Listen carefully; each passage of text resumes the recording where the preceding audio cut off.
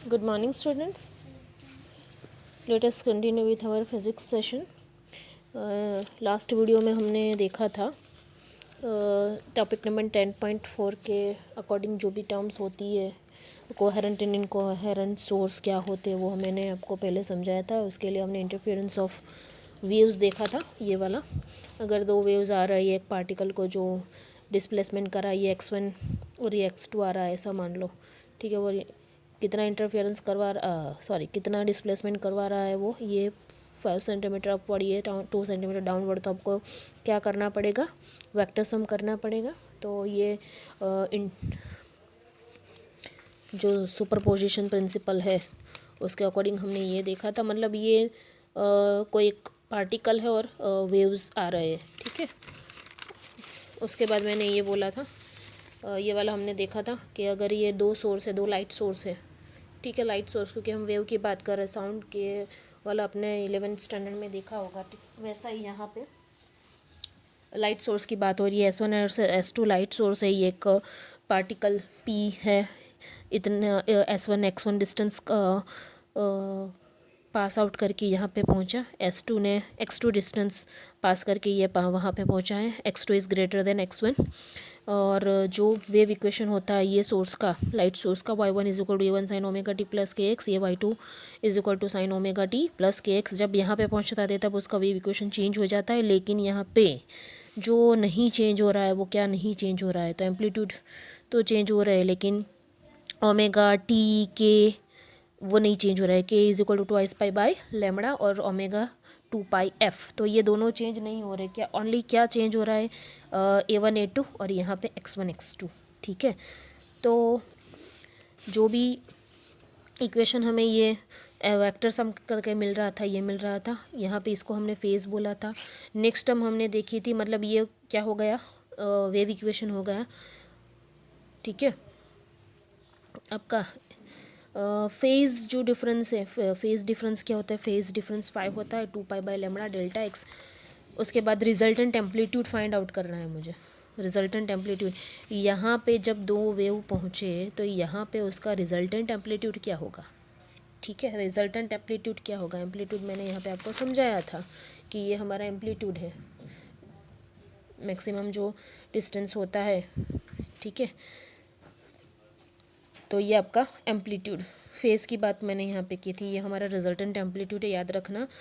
ये first wave है जो सोर्स 1 से निकला है उसका एम्पलीट्यूड A1। सेकेंड वन जो सोर्स से जो वेव निकला है इसका एम्पलीट्यूड A2। तो रिजल्टेंट एट पॉइंट P पे जो रिजल्टेंट एम्पलीट्यूड होता है उसको मैंने AR बोल दिया, जिसको हमने पैरेललोग्राम वाला जो भी हमने फार्मूला लगाया था, जैसे मैंने आपको आगे समझा दिया है वो सब कुछ, तो ये हमें मिल रहा है। उसके बाद अगर पार्टिकल का SHM इक्वेशन हमें मिल जाए, मतलब रिजल्टेंट जो यहाँ पे जो पार्टिकल सिंपल हार्मोनिक मैंने बोला था ये सिंपल हार्मोनिक मोशन कर रहा है, तो उसका इक्वेशन क्या बन रहा है, तो YR is equal to AR sine omega t plus k x1 plus theta Q.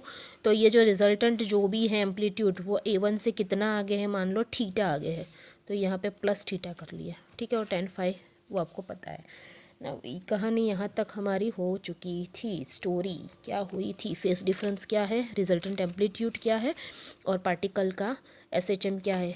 बराबर समझना, भूल मत जाना कि एक पार्टिकल है, दो वेव आ रहे हैं और पार्टिकल का SHM हो रहा है। अगर पार्टिकल SHM कर रहा है तो उसको फेस डिफरेंस, ये दोनों जो भी सोर्स में से जो भी वेव्स आ रहे हैं, ठीक है, एक ने ज़्यादा डिस्टेंस कवर मतलब काटा है, एक ने कम काटा है, x2 ज़्यादा है x1 कम है। अगर ऐसी बात है तो क्या, अगर दोनों सेम टाइम पे पहुँचे तो क्या, वो हम देखने वाले हैं। अब मान लो ओमेगा कब सेम होता, ओमेगा सेम हो तो क्या होते हैं, अगर ओमेगा सेम है तो कोहेरेंट सोर्स मतलब ये ऐसे ऐसे साथ में जा रहे हैं, ऐसे ऐसे साथ में जा रहे हैं, ठीक है। ऐसे कोहेरेंट सोर्स है तो ऐसे ये साथ में जा रहे हैं, दूसरा सोर्स ऐसे ही साथ में जा रहा है, मतलब दोनों एक ही फेज़ में है। कोहेरेंट सोर्स में ओमेगा सेम है तो कोहेरेंट सोर्स, बराबर याद रखना, मोस्ट इम्पॉर्टेंट। ओमेगा सेम हो तो कोहेरेंट सोर्स। यहाँ पे x1 x2 अलग अलग है हमारे, A1 A2 अलग है, लेकिन ओमेगा सेम है। ओमेगा सेम तो कोहेरेंट सोर्स। अब मान लो ओमेगा सेम नहीं है तो क्या हो सकता है, तो क्या होता है, तो यहाँ पे मैंने आपको समझाया था या नहीं पता नहीं। ये एज़ यूजुअल जो पार्टिकल हमारा पी है ये S1 सोर्स है, S2 सोर्स है। ये वेव इक्वेशन, ये जो सोर्स में से जो लाइट निकल रही है उसका वेव इक्वेशन है A1 sine omega t plus k x, लेकिन यहाँ पे मैंने ओमेगा 1 करके रखा है। देखो y2 is equal to A2 sine omega 2 plus k x. और यहाँ पे जो भी इक्वेशन यहाँ पे पहुँचने के बाद जो यहाँ पे था ना हमारा, पहुँचने के बाद क्या हो गया था, A1 sine omega t plus k x1। तो यहाँ पे क्या हो जाएगा, A1 साइन ओमेगा 1 टी, फिर से लिख रही हूँ, यहाँ पे क्या हो जाएगा, A1 sine omega 1 T plus k x1।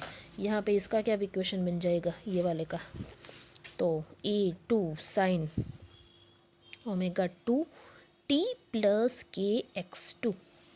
ये इक्वेशन हमारा बन गया। पहले ये था, इसका ये बन गया, पहले ये था, इसका ये बन गया। चेंज कहाँ पे आया, हम क्या समझ रहे हैं, बराबर याद रखो, ओमेगा सेम नहीं हो। ओमेगा सेम है तो कोहेरेंट सोर्स, लेकिन मान लो ओमेगा सेम नहीं है, ये ओमेगा 1 ये ओमेगा 2, ये ओमेगा 1 ये ओमेगा 2, मतलब क्या हो रहा है, ओमेगा चेंज हो रहा है। अगर ओमेगा चेंज हो रहा है तो क्या होगा, चलो अब फिर से वही स्टोरी, फेज डिफरेंस से चलेंगे हम। फेज डिफरेंस यहाँ पे क्या था देख लो,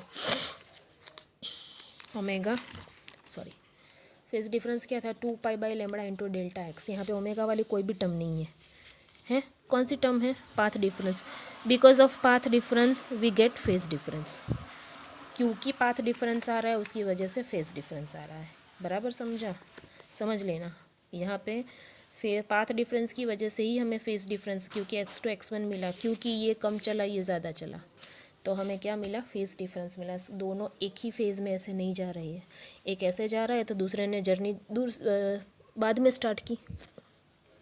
जैसे ये अलग अलग फेज़ में है, जैसे मैंने आपको ये समझा, ये अलग अलग फेज़ में है, ये यहाँ से अपनी जर्नी स्टार्ट हो रही है, इसकी जर्नी यहाँ से स्टार्ट हो रही है, ठीक है। तो ओमेगा सेम नहीं है, मतलब कोहेरेंट सोर्स नहीं है। फेज डिफरेंस फाई क्या मिलेगा मुझे, omega 2 minus omega 1 into T. यहाँ पे ओमेगा टी था तो वो हमने नहीं लिया, कैंसिल हो जाता है, लेकिन यहाँ पे कैंसिल नहीं होगा। Omega 2 minus omega 1 into T plus x2 minus x1 into के, है ना, x2 माइनस x1 इंटू के। चलो अब क्या हो रहा है, बराबर देखो, ये टर्म को बराबर देखो, क्या ये टाइम पर डिपेंडेंट है, यस। कैसे बोल सकते हो, क्योंकि यहाँ पे टाइम वाली टर्म आ गई है। अब फेज डिफरेंस किस पे डिपेंड हो रहा है, टाइम पे डिपेंड हो रहा है। पहले फेज डिफरेंस किस पे डिपेंड कर रहा था, पाथ डिफरेंस पे डिपेंड कर रहा था।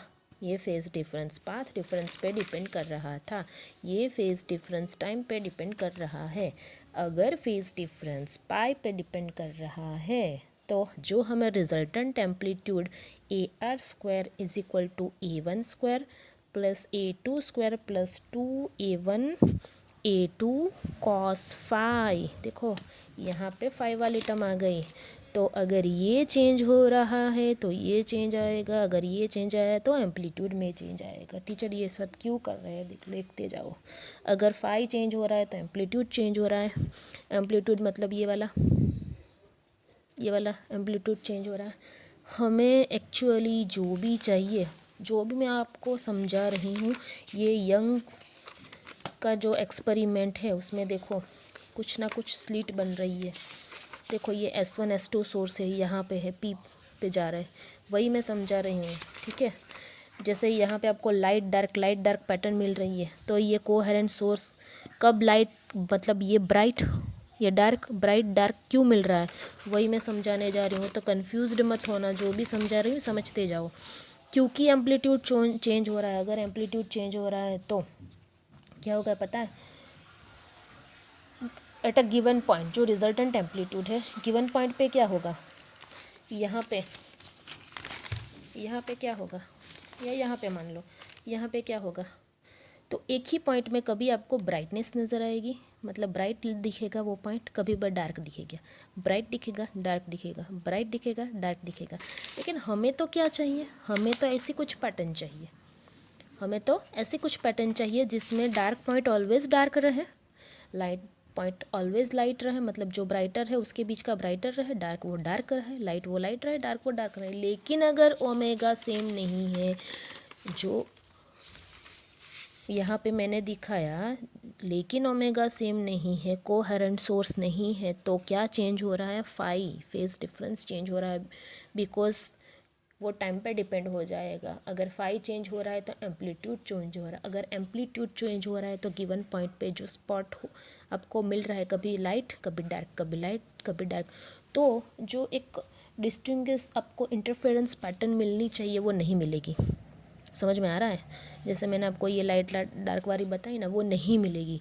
और हमें वैसी चाहिए कि यहाँ पे अगर गिवन पॉइंट पे, मतलब अगर ये पॉइंट P है, S1 है, S2 है, यहाँ पे एक बार डार्क पॉइंट बन गया, मतलब डार्क है तो वो डार्क ही रहना चाहिए। हाँ, यहाँ पे लाइट हो जाए, फिर से यहाँ पे मान लो ये Q पे लाइट, ये डार्क ये लाइट, ये डार्क ये लाइट, तो समझ में आएगा, तो कोई प्रॉब्लम नहीं है। लेकिन गिवन पॉइंट पे कभी आपको लाइट नज़र आए, कभी डार्क नज़र आए, तो ये जो इंटरफेरेंस पैटर्न हमें चाहिए यंग एक्सपेरिमेंट में, वो नहीं मिलेगी। तो हमें क्या करना है, ओमेगा को क्या करना है, चेंज नहीं करना है। सपोज़ ओमेगा डिफरेंट हो तो ऐसी चीज़ मिलेगी आपको, कभी कभी ब्राइटनेस मिलेगा ये पॉइंट, कभी डार्क मिलेगा। और हमें ऐसी पैटर्न नहीं चाहिए, हमें इंटरफेरेंस की ऐसी पैटर्न चाहिए जो स्पॉट डार्क है वो डार्क ही रहे, जो लाइट है वो लाइट ही रहे। मतलब गिवन पॉइंट पे अगर एम्पलीट्यूड एक बार बढ़ गया तो वो बढ़ता ही रहना चाहिए, अगर यहाँ पे वो मिनिमम हो गया तो मिनिमम ही रहना चाहिए, यहाँ पे मैक्सिमम हुआ तो वो मैक्सिमम ही रहना चाहिए। यहाँ पे टाइम पे अगर ये डिपेंड हो जाए तो ये मैक्सिमम मिनिमम, मैक्सिमम अलग अलग पॉइंट पे तो मैक्सिमम मिनिमम रहेगा, लेकिन एक ही पॉइंट पे मैक्सिमम मिनिमम हो तो नहीं चलेगा। ठीक है, दैट्स वाई हम क्या लेंगे, ओमेगा जो सेम है वो नहीं, जो सेम नहीं है वो नहीं ले सकते, है ना, मतलब डिफरेंट नहीं ले सकते, हमें सेम लेना पड़ेगा। अब कोहेरेंट सोर्स, मतलब कोहेरेंट सोर्स किसको बोलेंगे हम, coherent source are those sources which have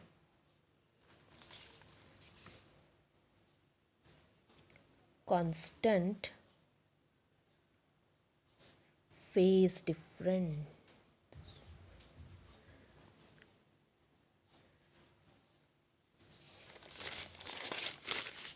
which does not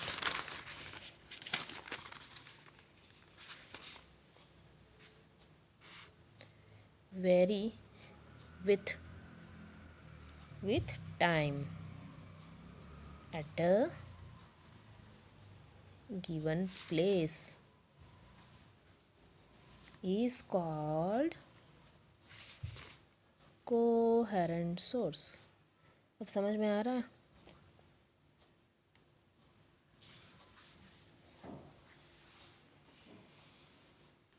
मतलब क्या होना चाहिए, ये तो कैंसिल हो गया, ये नहीं हो सकता, ये फाई की ये फॉर्मूला हम नहीं ले सकते, ये वाली जो टाइम पे डिपेंडेंट है, हम क्या ले सकते हैं, ये वाली ले सकते हैं।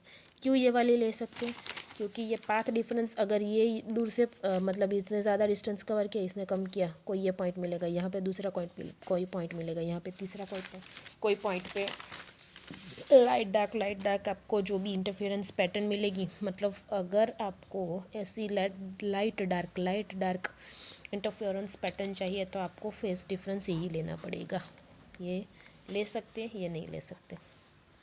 ओके, चलो अब बात आ रही है इंटेंसिटी। क्यों इंटेंसिटी, क्योंकि यहाँ पे ब्राइटनेस डार्कनेस की बात हो रही है तो इंटेंसिटी भी आएगी, तो यहाँ पे एक इंटेंसिटी वाली दूसरी टर्म आ रही है, बराबर समझना। इंटेंसिटी, चलो ओमेगा क्या है, सेम है, ओमेगा सेम है, कोहेरेंट सोर्स है, इंटेंसिटी की जो फॉर्मूला है मैं यहाँ पे लिख रही हूँ। चलो 2πf² a² rho into v. F frequency जो मैंने क्या ली है, जानबूझ के सेम ली है। जो भी सोर्स में ले रहे हैं उसकी फ्रिक्वेंसी जो S1 S2 ले रहा है ना वो सेम है। चलो मीडियम भी दोनों में सेम है, दोनों एयर में ही जा रहे हैं तो एयर में ही जाएंगे। मतलब ये हमने जानबूझ के, क्योंकि मीडियम सेम है तो फ्रीक्वेंसी और जो स्पीड है वेव की वो सेम रहेगी। ओके, उसके बाद एम्पलीट्यूड मतलब ये सेम हो गया, ये तो वेरी नहीं कर सकता, वैल्यू फिक्स्ड है 2 और पाई की। एफ की बात हो गई, वी की बात हो गई, रो डेंसिटी। अगर ओमेगा सेम है तो एफ भी सेम होगा, और एफ सेम है तो ओमेगा सेम होगा। ठीक है, क्योंकि omega is equal to 2/πf है। ठीक है, तो ओमेगा सेम, एफ सेम और वी भी सेम। स्पीड जैसे हमने आगे भी बोला था। रो डेंसिटी, डेंसिटी क्या है, सेम है। सॉरी यहाँ पे गलत लिखा है, यहाँ पे मीडियम सेम नहीं है क्योंकि कोहेरेंट सोर्स है। कोहेरेंट सोर्स है तो मीडियम भी, सॉरी कोहेरेंट सोर्स है तो स्पीड भी सेम होगी, फ्रीक्वेंसी भी सेम होगी और ओमेगा सेम होगा। तो ये तीन सेम हो रहे हैं बिकॉज ऑफ कोहेरेंट सोर्स। अब डेंसिटी जो सेम हो रही है, क्यों डेंसिटी सेम हो रही है? डेंसिटी सेम हो रही है क्योंकि मीडियम सेम है। तो अब I is depend on F, no. It is depend on rho, no. It is depend on v, no. It is depend on 2π, no. ये तो फिक्स्ड वैल्यू है, तो I is only dependent on amplitude। अगर amplitude ज़्यादा है तो intensity ज़्यादा होगी, और इंटेंसिटी ज़्यादा होगी तो ये पॉइंट आपको क्या मिलेगा, जो भी ये पॉइंट है वो क्या मिलेगा, ब्राइट या डार्क, उस पर डिपेंड रहेगा। कौन इंटेंसिटी किस पर डिपेंड हो रही है, सॉरी हाँ, इंटेंसिटी किस पर डिपेंड हो रही है, एम्पलीट्यूड। तो ये मान लो, ये समझ में आ रहा है स्टोरी कहाँ से कहाँ जा रही है। ये किस पे डिपेंड हो रहा है, फाई किस पे डिपेंड हो रहा है, टाइम पे, वो नहीं चलेगा। तो फाई किस पे डिपेंड हो रहा है, पाथ डिफरेंस पे। ठीक है, तो यहाँ से स्टोरी एक दूसरे पे सभी डिपेंडेंट है। तो आई किस पे डिपेंडेंट होगा, एम्पलीट्यूड पे। So we can write I is equal to, ये सभी को मैं कांस्टेंट ले लो, एफ, रो, वी सभी को अगर मैं कांस्टेंट और उसको के लिख दूँ तो मैं लिख सकती हूँ आई इज इक्वल टू KA²। के मतलब एक के किसके जगह मैंने के लिया, ये जो कांस्टेंट है ना 2πf, रो, वी, ये सभी कुछ कांस्टेंट है, तो उसके लिए मैंने एक कांस्टेंट के ले लिया। सो आई प्रोपोर्शनल टू A² भी लिख सकती हूँ, या प्रोपोर्शनलिटी निकाल के कांस्टेंट हम लगा सकते हैं, आई इज इक्वल टू KA²। सो यहाँ पे आपको ये पता चल गया होगा कि अगर ये पॉइंट P, ये सोर्स S1 है, ये सोर्स S2 है, मान लो यहाँ पे इंटेंसिटी I2 है, यहाँ पे इंटेंसिटी I1 है, तो according to this equation we can write KA1², यहाँ पे KA2², और यहाँ पे रिजल्टेंट जो है frequency IR is equal to KAR²। Okay, तो यहाँ पे AR का इक्वेशन तो हमारे पास है, AR² is equal to A1² plus A2² plus 2A1 A2 cos 5, और आई का क्या मिल जाएगा हमें, IR का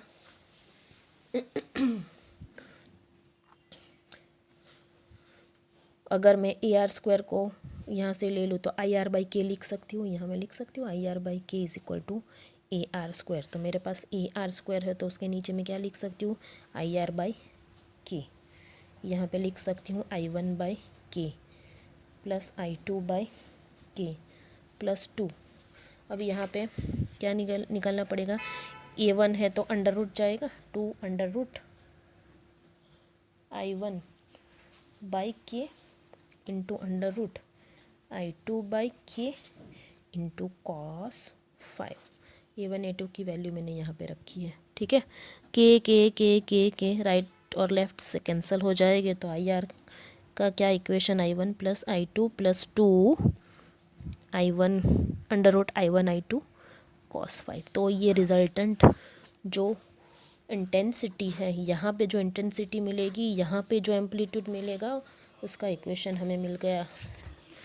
ठीक है, फाई क्या था, ये वाला k x2 माइनस x1, ये फाई याद रखना है, ये रिजल्टेंट एम्पलीट्यूड याद रखना है यहाँ पे, और यहाँ पे रिजल्टेंट इंटेंसिटी। ठीक है, तो ये सभी कुछ आपको एग्जाम्पल में भी काम आएगा। Now we move on constructive interference and destructive interference. जो कंस्ट्रक्टिव इंटरफेरेंस होता है उसमें क्या होता है, डिस्ट्रक्टिव इंटरफेरेंस। अगर यहाँ तक आपको सब कुछ समझ में आ गया हो, सो